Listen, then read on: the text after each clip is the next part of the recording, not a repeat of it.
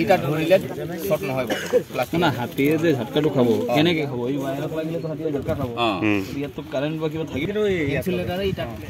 যেটো নেকি তারটো কুমাব তার দোকানে লাগে তারটো তো পাওয়ারটো কিমান থাকে কেবা পিকনিক খাব কিমান ভাল যাব এই ভাইটি ভাল আছে তার দৰি থকা ভাইটি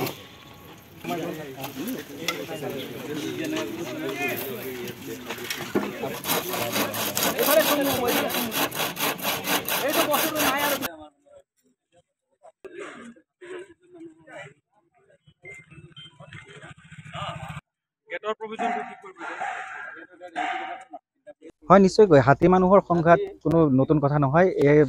বিভিন্ন সময়ত ৰাজ্যৰ বিভিন্ন স্থানত এই হাতী মানুহৰ সংঘাত দেখা পোৱা যায় আৰু বিভিন্ন সময়ত যি লোকসকলৰ মৃত্যু হয় এই হাতী মানুহৰ সংঘাতত কিন্তু জাগিৰোডত দেখা গৈছে এক সুন্দৰ পদক্ষেপ স্থানীয় মন্ত্ৰী পীযুষ হাজৰিকা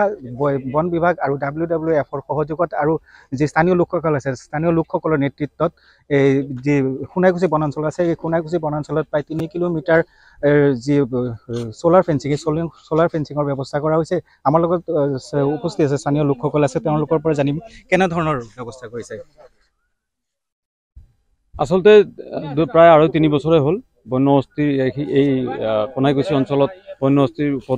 উপদ্ৰৱ ক'ব নোৱাৰি বন ধ্বংস আমি কৰিছো যেতিয়া আমি তাৰ ফল ভোগ কৰিছো তেতিয়া এই যি ফেন্সিং ব্যৱস্থা সেই ব্যৱস্থাটো আমি আমাৰ ফালৰ পৰা আমি আবেদন কৰা হৈছে মাননীয় মন্ত্ৰী মহোদয়লৈ তেখেতৰ পৰা আমি তাৎক্ষণিকভাৱে আমি সহায় পাইছো সহযোগ পাইছো আৰু থাকিল WWF আমাক টেকনিক্যাল সাপোৰ্টখিনি কৰিছে বন বিভাগ আমাৰ লগত আছে কিন্তু মূলতঃ ৰাইজ ওলাই আহিছে ৰাইজে জাতি জনগোষ্ঠী গোটেই ৰাইজ ওলাই আহিছে কিয়নো তেওঁলোকৰ পথাৰ অনিষ্ট হৈছে মানুহ দুই এজন ঢুকাইছে এইবিলাক যোৱা বিগত দিনবিলাকত গতিকে ৰাইজ ওলাই আহিছে আৰু আমি যোৱাকালি 2 কিলোমিটাৰ আমি এই যিটো সৌৰ শক্তি চালিত যিটো ফেন্সিং জেউৰা সেই জেউৰা আমি যোৱাকালি আমি ট্ৰাই কৰিছো আৰু যোৱাকালি সাকসেস হৈছে বুলি ক'ব পাৰি কিন্তু এইখিনিতে ক'ব লাগিব যে হাতীখিনি ঘূৰি গ'ল আমি যিখিনি বন্যপ্ৰেমী ৰাইজ আছো সেইখিনি আমি পাৰ্যমানে ভাবিছো বা আমি সংকল্প লৈছো যে আমি খুব সোনকালেই এই খৰালি সিজন যোৱাৰ লগে লগে আমি কিন্তু বনাঞ্চলত আমি গছপুলি ৰোপণ কৰিম আমি খাদ্য থকা যি খাব পাৰে বনৰীয়া জন্তুৱে খাব পাৰে সেইখিনি আমি তাত ৰুম বুলি ভাবিছো আমাক ধনৱন্ত গছ নালাগে আমাক বনত এতিয়া আমাক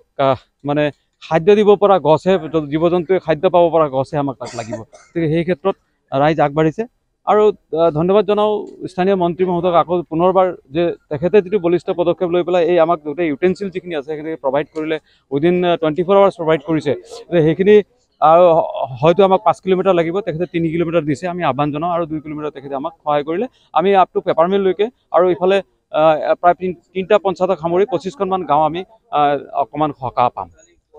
নিশ্চয়কৈ ক'ব লাগিব যে সুন্দৰ এক পদক্ষেপ যেহেতু 5 কিলোমিটাৰ এতিয়ালৈকে ধৰিছে 5 কিলোমিটাৰ যথেষ্ট নহ'ব এতিয়া চাওক এইটো সমাধান নহয় আমি জাষ্ট তেওঁলোকৰ ৰাস্তাহে আমি পৰিৱৰ্তন কৰিম আমি সমাধান নহয় মানুহৰ সংঘাতটো চলিয়ে থাকিব কিন্তু তাৰ মাজত এইখিনি অঞ্চলৰ মানুহে যিটো সন্ধিয়া হ'লে 5টা হ'লে 6টা হ'লে মানে ঘৰত সোমাই কোনো বজাৰ হেৰি নাই গোটেই ৰাস্তাই ঘূৰি ফুৰে মেইন বজাৰত চকত ৰাস্তাত হাইৱেত এইখন আমাৰ যিখন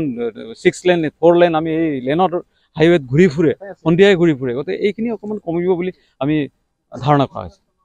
নিশ্চয় সুন্দৰ পদক্ষেপ বুলি ক'ব লাগিব ইতিমধ্যে আপুনি দেখাইছে স্থানীয় যি লোকসকল আছে লোকসকলৰ নেতৃত্বত এনেদৰে যি সোলাৰ ফেন্সিঙৰ ব্যৱস্থা কৰিছে আৰু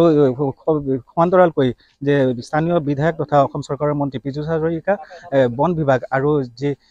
WWF আছে আৰু স্থানীয় লোকসকলৰ নেতৃত্বত এনেদৰে সুন্দৰ এক পদক্ষেপ গ্ৰহণ কৰা হৈছে জাগিৰোডত